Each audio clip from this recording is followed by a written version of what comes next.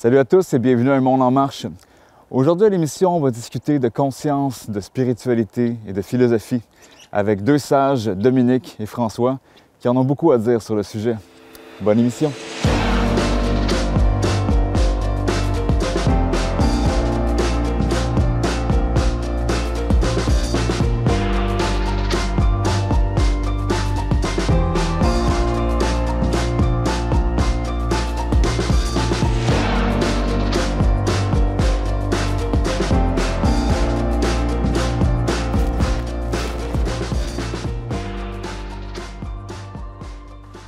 J'ai invité mon ami François à venir marcher avec moi aujourd'hui. François, tu es le maître Jedi de la pensée critique et spirituelle et philosophique. Si tu le dis!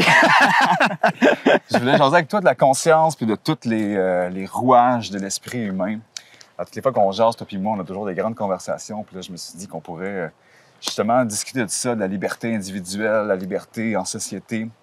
Si toi, tu peux me faire un petit topo de ce que tu as observé dans les dernières années, puis où est-ce que ça s'en va, la grande aventure humaine sur Terre, là, d'après toi? Là?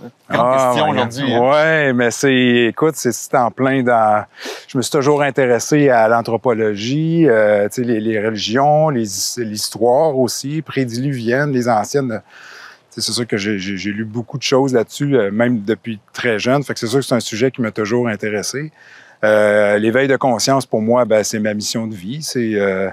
Ça, c'est clair, avec tout ce que je fais. Je suis dans mon milieu. Je suis réalisateur, producteur aussi. Fait que, c'est sûr que dans ce milieu-là, ça influence la production du genre de production de contenu que je fais. Écoute, pour moi, au niveau individuel, c'est sûr que l'éveil de conscience, on peut voir ça de plein de facettes. Dans les dernières années, c'est certain qu'avec la crise... je pense que tout le monde a constaté que beaucoup de gens ont remis beaucoup de choses en question parce qu'il y a des choses qui sont apparues soudainement incohérentes. Il y a des choses qui se sont avérées, on pourrait dire, qui ne répondaient plus aux attentes des gens par rapport aux situations. Et là, les gens, je pense qu'ils ont pris toute la mesure du gouvernement ou du collectif ou de toute la machine qui les a peut-être déçus, je pense. Donc, il y a une grosse prise de conscience, puis je pense qu'elle a touché. Qu'est-ce qui est fascinant pour moi, je trouve, puis je pense que plein de gens l'ont remarqué, c'est que c'est à tous les niveaux. On parle la médecine, les écoles, la politique, l'économie, toutes les sphères d'activité.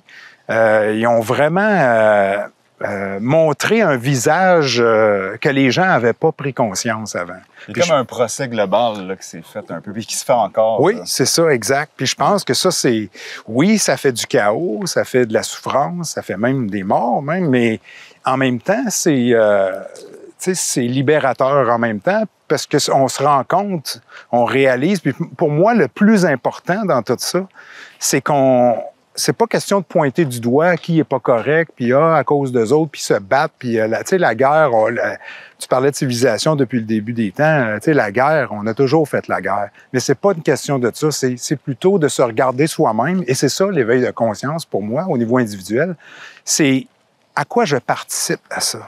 Je suis complice de quoi, moi, dans ça? Puis on veut changer le monde, mais changer le monde, c'est changer soi-même, parce que c'est nous le monde. Fait qu'on on s'active pas à changer les autres, mais commençons par se changer soi-même, d'adopter des nouveaux comportements, de changer nos attitudes, changer nos gestes, et le monde va changer automatiquement. Et même, ça peut être très rapide, même. Oui, il y a comme une projection, il y a un effet papillon qui se fait dans nos gestes, dans nos pensées, ça rayonne autour de nous. Là. Exactement. Ouais. Puis il y a beaucoup de choses aussi dans ce qu'on fait qui ne sont pas nécessairement discutées. On pense qu'on dévoile, on expose des choses, ou on veut dire de quoi pour changer, mais en fait, nos gestes parlent beaucoup plus.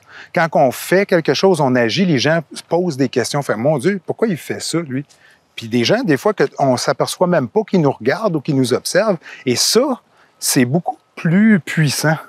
C'est beaucoup plus puissant parce que c'est au niveau visuel, auditif et tout ça, et c'est manifesté dans la réalité plutôt que idéologique. Oui, il y a il y a un lien à faire avec l'invisible aussi, tu sais. Puis des grands questionnements à notre pourquoi sur Terre, puis le karma, qu'est-ce qu'on a fait dans une vie passée, comment ça se répercute maintenant, comment ça peut avoir un impact dans le futur aussi. Fait que c'est d'avoir en tête aussi ces questions-là, sans virer fou nécessairement, mais c'est comme des grands questionnements qui sont essentiels, là. Si on veut vraiment avoir une expérience humaine sur Terre qui est complète, bien, on n'a pas le choix d'aller des fois gratter ces lignes de pensée-là, tu sais. Absolument. Puis, tu mentionnes que, qu'il y a un processus de réincarnation ou non. C'est toujours l'esprit qui est derrière, c'est toujours la pensée qui vient en premier. Puis ça, on voit ça dans toutes les religions, dans l'histoire ou même au quotidien. Avant de faire quelque chose, on y a pensé. Avant de s'asseoir, on pense à s'asseoir. Fait que l'esprit et la pensée précèdent toujours tout. Fait que pourquoi on commence, tu parlais du futur au début, pourquoi on commencerait pas par ça? Commencer par maîtriser nos pensées. C'est déjà, je pense, quand on a des mauvaises pensées ou négatives ou qu'on a de la rancœur, de la haine en dedans de nous, ben commençons par ça, réglons ça, puis après, ça va se traduire dans nos gestes et le monde va juste s'en porter mieux. En réalité, c'est simple. C'est pas nécessairement facile, mais c'est très simple. Mais ça commence avec nous, avec chacun de nous, et non pas de pointer du doigt les gens, mais de commencer par nous. Et c'est comme ça que le monde, selon moi, se change actuellement. C'est ce qu'on voit. Ah, tu vois, moi, j'ai de la misère des fois, pas à m'isoler du reste du monde. C'est comme je me disais, je veux œuvrer socialement, je veux être là présent sur le terrain, dans la culture, faire ma place. Puis quand c'est le temps, bon, j'offre pour le temps que tu passes une heure de temps à comme juste être avec toi-même. Là, je suis comme, ah, ça, c'est plate, ça. C'est comme si, personnellement, je le vis de même. Ouais. Mais moi, je sais qu'il y a certaines personnes qui ont comme pas de difficulté à comme prendre beaucoup de temps pour leur bien-être. Mais des fois, c'est de faire cette danse-là, tu sais, entre être présent pour la communauté, puis être présent en nous-mêmes aussi, tu sais. Exact. Puis ça, qu'est-ce que tu mentionnes, c'est précisément je dirais, un des grands problèmes qui a persisté depuis, on peut dire, le début des temps, c'est que quand on est trop occupé à sa survie, bien, on n'a pas le temps de faire cette réflexion-là. Anciennement, c'était une question de survie, mais de nos jours, c'est une question de contrôle. C'est une question que si les gens ont beaucoup de temps, se donnent le temps de réfléchir, de méditer, c'est qu'ils vont automatiquement éveiller leur conscience. Et ça, malheureusement, il y a des gens que ça les intéresse pas, ça, parce que ça peut leur causer des problèmes. Mais souvent, il peut y avoir des parties de la mémoire qui ont été occultées, qui ont été cachées, puis que, justement, la société de divertissement est là pour faire en sorte de ne pas aller dans ces zones-là. Exactement, exactement. Il y a des gens qui connaissent ça. C'est pas quelque chose de nouveau, c'est quelque chose de... Puis, tu sais, on peut dire l'ingénierie sociale, ça porte ce nom-là. C'est pas d'hier que ça existe, là. Puis les gens, les hauts placés... Le pain et les jeux. Oui, c'est ça, exactement. Puis ça, c'est ça. Mais au-delà de ça, on est toujours libre. On a le libre arbitre de choisir ce qu'on fait. À cette heure maintenant, dans le contexte, ça peut amener des difficultés, tu sais, pour les familles, tu sais, avec les revenus et tout ça. Mais je pense que peu importe, c'est à nous de faire. On a toujours le choix de le faire ou non. Et je pense que c'est important de se donner du temps pour nous-mêmes parce que la société vous en donnera pas. Fait que c'est à nous de prendre cette décision-là. Puis, je pense que si on écoute tout ce que la société veut de nous, c'est exactement à la crise qu'on vient de vivre, c'est là que ça nous a conduit. Fait que maintenant, prenons un temps de recul, prenons la mesure de ce qui s'est passé, prenons un temps de réflexion à des choses incroyables, difficiles, puis de souffrances qu'on a vécues, et changeons nos habitudes. Et le reste va suivre, là. Peu importe de la façon. Moi, je suis très optimiste en réalité. Oui, moi aussi. Puis je sais que c'est un passage obligé. On a besoin d'avoir des crises pour nous secouer. Parce qu'à un moment donné, ça ne peut pas toujours rester plein, tu sais. Non, c'est ça. Ben, c'est que l'être humain c'est la loi du moindre effort. Et c'est l'évolution est faite comme ça. C'est ce qui le pousse à évoluer. Fait qu'il se trouve il devient créatif comme ça. Il utilise la créativité pour faire le moins d'efforts possible. Mais c'est qu'il y a des des gens ou une façon de faire qui instrumentalise ça pour engourdir. Mais maintenant, c'est à nous de nous donner cette discipline-là et de la prendre en main, donc se responsabiliser, devenir souverain. Puis moi, je vois ça un peu comme, si on fait ça, on se libère de cette prison-là. Et, oui, quand on pète les murs de la prison, il y a des explosions, il y a peut-être du monde qui peut mourir, étouffé dans la poussière ou tout ça, mais au bout du compte, c'est chaotique, mais c'est une libération. Puis au bout du compte, les âmes sont libérées. J'ai parfois, j'aimerais ça peut-être qu'on prenne d'avant ou prenne d'assaut plus d'aspects de notre société, qu'on laisse pas toujours l'élite ou les gouvernements comme régler un peu au quart de tour. Exact. Puis qu'on puisse s'investir davantage. J'ai l'impression qu'en tant que citoyen, de s'investir, de vraiment impliquer, c'est pas à la mode tant que ça. On délègue souvent tous les besoins de base d'une ville ou d'une communauté aux institutions, au lieu d'être là, présent sur le terrain pour... Absolument, par paresse. Ouais. C'est ça, exactement. Puis, je nous souhaite qu'on peut comme avoir cette... moi, c'est souvent quelque chose que je dis, d'être un citoyen impliqué, investi, puis que ce soit comme une espèce d'altruisme social, de participer parfois au dirty job aussi, tu sais, qu'on peut avoir. Moi, j'aime bien la phrase anglaise qui dit « for the greater good ». C'est qu'on est là pour le bien commun de tous, mais en s'incluant soi-même, pas en s'oubliant, en s'incluant soi-même. Et ça, je pense que on est devenu d'une société inversée. L'inversion des valeurs, c'est que tout le monde essaye de protéger sa petite famille, d'avoir le plus possible. Et c'est le monde que ça crée, c'est le monde de ça qui appelle plus égotique, mais c'est ça que ça donne. Maintenant, quand on s'inclut tout le monde, qu'on laisse personne mourir de faim, puis ça, c'est pas si loin que ça. On prend les Autochtones. À l'époque, ils vivaient comme ça. Les Autochtones, il n'y avait pas de pauvreté. Quand quelqu'un n'avait pas à manger, on allait y porter. Les chasseurs ramenaient la nourriture, c'était pour tout le monde. Tu sais, c'est pas compliqué. En réalité, pour de vrai, c'est beaucoup moins compliqué que comment ça fonctionne là. En fait, il faut qu'ils déploient beaucoup d'énergie pour arriver à contrôler tout le monde, la masse monétaire, la pauvreté et tout ça qui est fabriqué, là, on le sait, là, beaucoup de gens savent ça. C'est beaucoup d'énergie déployée pour arriver à ça. Naturellement, les gens s'entraident, les gens sont solidaires. Moi, j'ai vécu la crise du verglas, j'étais dans le Triangle Noir. C'est incroyable, la solidarité. Les gens venaient donner du bois, puis c'était pas la mairie de Sainte-Julie, là, j'étais à Sainte-Julie. C'était des gens qui venaient donner leur bois. Tu sais, ça irait très vite, mais comme tu dis, des fois, ça prend une catastrophe. C'est quand il arrive une catastrophe que tout à coup, ce déclic-là se fait. Et les gens tombent en mode « faut que j'aide les gens. Je suis en mesure d'aider les gens, j'ai des ressources. Je peux pas garder ça pour moi, je vais aider les gens avec. » Et dans cet esprit-là, une nouvelle collectivité peut naître, une communauté qui a déjà existé. Là, c'est pas rien. Il y en a qui me disent que c'est utopique. Ça existe même à des endroits en Inde, qu'il y a des places que c'est comme ça. Puis même, il y en a qui ont même pas d'argent. Puis ça fonctionne très bien, c'est l'abondance. En conclusion, François, on souhaite de rester unis, forts, souverains, solidaires. Oui, puis moi, il y a un truc que j'aime qui est bien connu, c'est que cessez de dire aux autres quoi faire ou tout ça. Quand vous pointez quelqu'un du doigt, n'oubliez pas qu'il y en a 3 qui pointent vers vous. Puis ça, c'est important. Donc, c'est de commencer par soi. Je me souviens plus son nom, mais quelqu'un disait... le plus grand conquérant, c'est celui qui conquit son esprit. Qui conquit son esprit, exactement, c'est ça. Donc, on commence par ça et tout le reste va s'en suivre naturellement parce qu'on est fait pour ça. Fondamentalement, on est comme ça. On est juste un peu déconnecté aujourd'hui, je pense.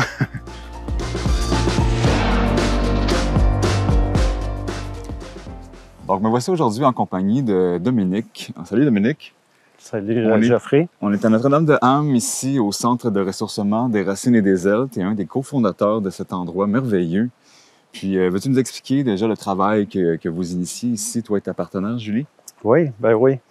En fait, ce qu'on fait ici, c'est d'accueillir du monde, les accompagner dans leur désir de transformation, de prise en main, de ressourcement, puis vraiment d'aller voir en dedans d'eux autres vers où ils s'en vont, qu'est-ce qu'ils veulent faire vraiment de leur vie, ou tout simplement un moment charnière où ils sont dans on peut dire un Y, puis qu'ils doivent voir, c'est comme, il y a des changements dans ma vie, puis je sais pas trop où aller. Tu sais, c'est qu'on Dans le fond, on offre toutes sortes que ce soit des soins, des services d'accompagnement, de coaching, auprès de ces personnes-là qui peuvent venir faire des retraites, des formations, recevoir un soin d'une journée, ou un soin tout simplement d'une heure, 1 heure et demie. C'est qu'on offre toutes sortes de choses qui est assez diversifiées, mais qui, dans tous les cas, fait que les gens ont à développer leur prise en main, puis leur pouvoir de création, en fait. C'est de remettre le pouvoir chez les gens, de prendre le pouvoir sur leur vie, leur esprit, leur âme. Vous essayez un peu de leur donner les outils pour se prendre en charge en tant que tel. Oui, bien vraiment d'avoir une approche, en fait. Ce qui ici est super important pour nous, c'est que, tu sais, dans beaucoup de situations, les gens sont portés à donner leur pouvoir à des thérapeutes, à des gens, que ce soit au niveau de la spiritualité, de la santé. Puis, alors que nous autres, c'est tout le temps comme, regarde, on va t'accompagner, mais c'est comme, c'est toi qui le fais, tes transformations, c'est toi qui l'as fait, ta guérison, tu sais. Puis nous autres, ben oui, on t'accompagne, puis on va donner des soins dans certains cas, mais c'est toujours comme, qu'est-ce que tu amènes dans ta vie qui va comme continuer ça? C'est souvent, on va dire, on remet les gens sur une traque où on leur donne la poussée qui va, dans le fond, faire que c'est comme, ah ben oui, je m'enligne où, puis je m'enligne comment. C'est qu'à travers ça, ben on offre, oui, des soins énergétiques, de la méditation, des fois des retraites de vision ou quêtes de vision, des témascales, on offre du chamanisme, la chirologie, qui est les lectures des lignes de la main védiques, de l'Ayurveda. C'est vraiment large. Oui, on touche vraiment à beaucoup de choses, moi puis Julie. C'est ce qui fait que les gens, à un moment donné, c'est comme ils vont y aller vraiment avec ce qui leur parle, puis où ils sont rendus dans leur cheminement, en fait.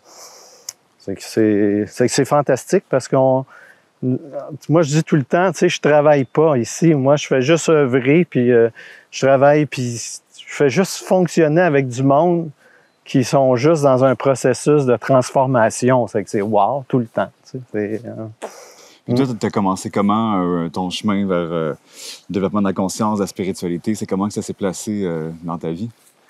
Ben, en fait, moi, j'ai commencé, je dirais, comme peut-être bien du monde.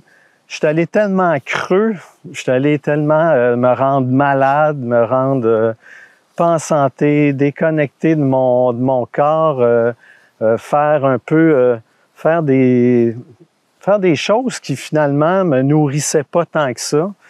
Puis à un moment donné, ben j'ai été vraiment très malade. Tout le temps, c'est comme j'avais la peau puis les os, là.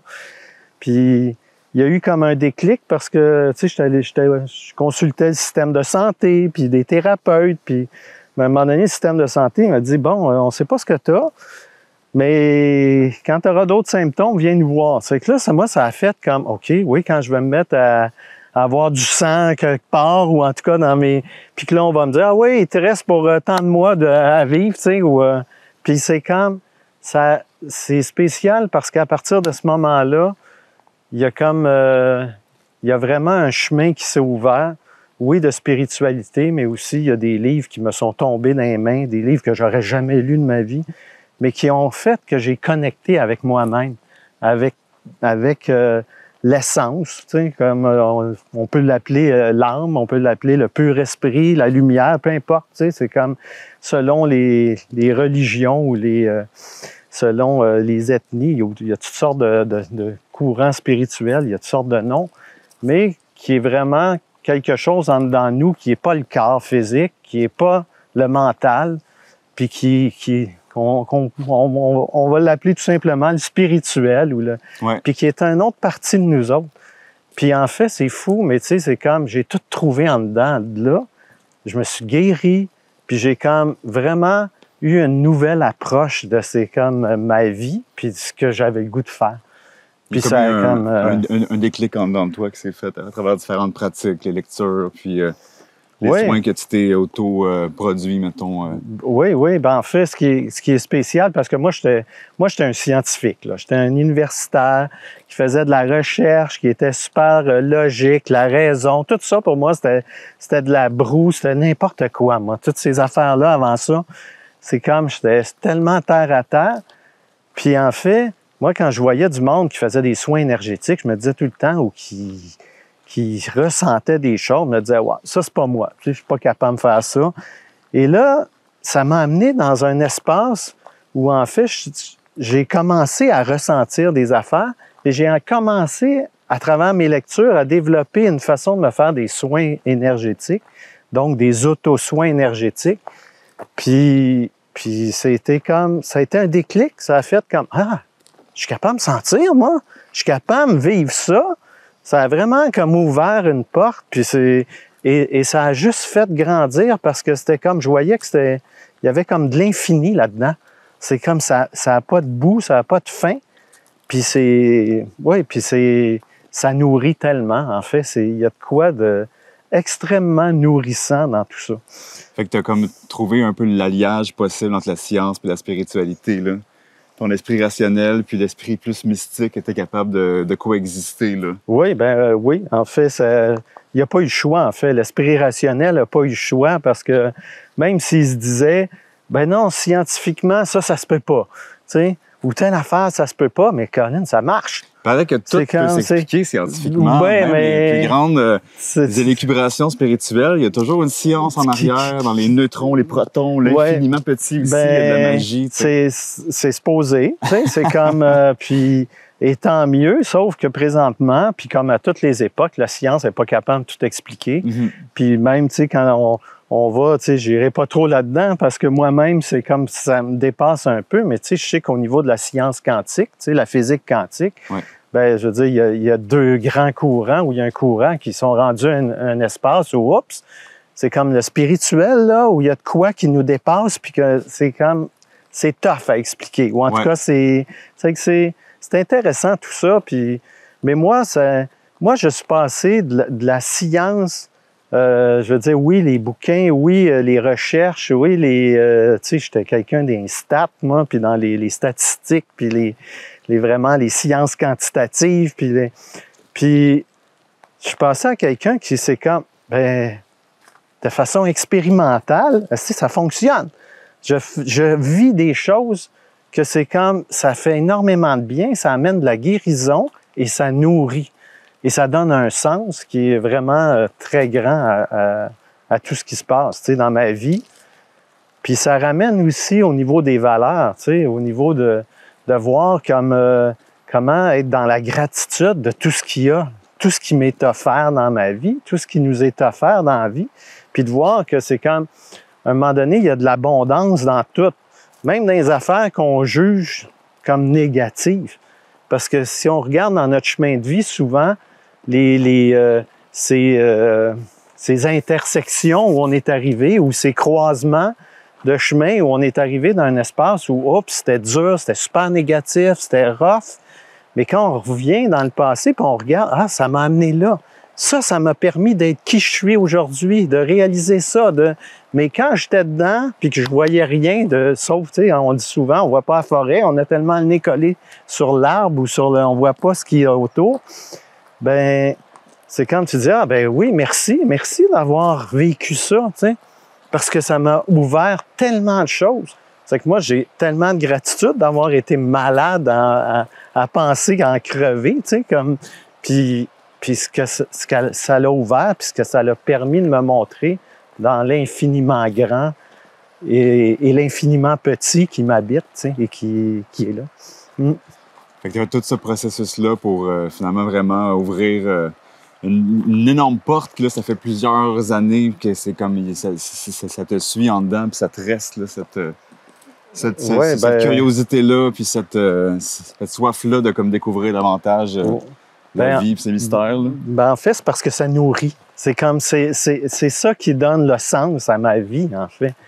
C'est ça qui est fantastique parce que, je veux dire, à un moment donné, là, tu sais, quand tu regardes ça, là, c'est comme le boulot, boulot, dodo, si on se nourrit, si on fait nos journées, puis on essaye de suivre le courant un peu, puis à un moment donné, tu te dis, hey, ça me fait-tu du bien tant que ça, cette affaire-là? Tu sais, est-ce que c'est comme, je me sens comme élevé par ce que je fais tout le temps, puis par le fait de devoir, oui, ramasser de l'argent pour pouvoir consommer, en espérant que ça va m'aider, puis que, ben, je veux dire, ça, aller en dedans de soi, puis aller voir ce qui se passe là, dans l'infiniment petit, mais aussi dans l'infiniment grand de tout ce qui existe, bien, c'est comme, ça l'amène tellement une paix intérieure, puis je veux dire, tout ce qui se passe après ça dans ta vie, c'est plus léger. C'est pour ça qu'à un moment donné, tu te rends compte que c'est comme, il n'y a pas tant de choses négatives ou positives. En fait, il y a ce qui est. Puis dans le fond, c'est d'être tout le temps comme « wow, c'est ce qui est là, puis qu'est-ce que ça m'amène à moi, qu'est-ce que ça m'apporte aux autres. » Puis pour moi, c'est fantastique parce que c'est comme, dans le fond, la vie est juste plus facile, puis en plus, bien, ça me permet d'être avec du monde à les aider à ce qu'elle soit plus facile aussi. Juste plus, j'appelle ça souvent légère, la légèreté. Hein? C'est comme, ça fait-tu du bien d'être dans la légèreté, de cheminer aussi dans la douceur, tu sais? Parce qu'il y a beaucoup de cheminement de vie, c'est comme on nous dit tout le temps, il faut se battre, il faut être des guerriers, des guerrières, c'est comme les défis de la vie.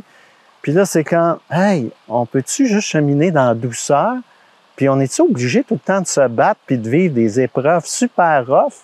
Puis c'est comme, à partir du moment où j'ai pris conscience de ça, bien, des espèces d'épreuves à tout casser qui t'amènent dans le fin fond du bas de la cave, ben, j'en ai plus vécu de ça. T'sais. Parce que c'est comme, toute ma vision avait comme complètement changé par rapport à tout ça. Et c'est vivement la douceur, tu sais. Ouais.